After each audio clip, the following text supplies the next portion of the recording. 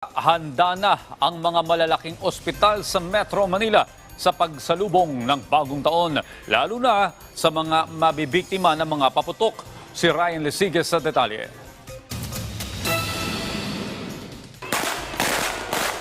Ang paputok ay hindi laruan. Ito ang babala ng Health Department sa harap ng patuloy na pagtaas ng bilang ng napuputukan nilang araw bago ang bagong taon. Sa pinakahuling tala, karagdagang 23 kaso ng firecrackers-related injury ang naitarang kaya umakyat na sa 75 ang bilang ng mga biktima. 2 sa panibagong biktima ang naputulan ng daliri dahil sa pagpapaputok ng plapla. Pinakamarami pa rin sa mga biktima ang nasa National Capital Region o NCR. Ang ibang malalaking ospital sa Metro Manila naghahanda na para sa posibleng buhos ng mga pasyenteng mapuputukan. Sa East Avenue Medical Center sa Quezon City, inilatag na ang mga gamit at mga gamot na kakailanganin. Naglaan ng lugar sa ospital na tututok sa mga mapuputukan. Ayon sa East Avenue Medical Center, 20 higaan din ang nakaantabay.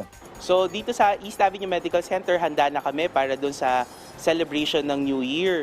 So every year naman ginagawa namin ito. Meron kami ng Iwas Paputok campaign.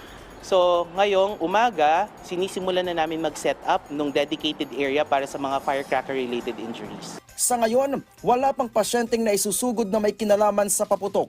Based sa experience namin, nagkakaroon kami ng kaso sa December 31, sa Eve, usually gabi.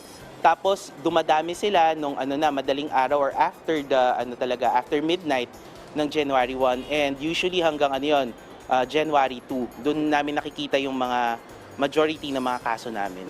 Payo ng mga doktor kung sakaling aksidenteng malunok ang watusi o pulbura mula sa paputok, lalo na sa mga bata.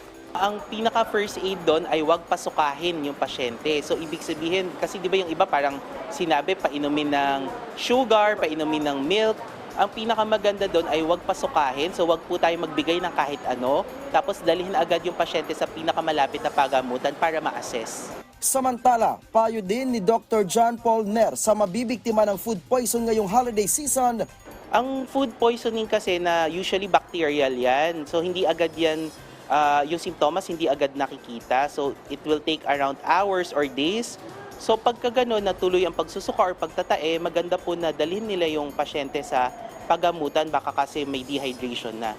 Ryan Lesigas para sa Morning Show ng Bayan, Rise and Shine, Pilipinas.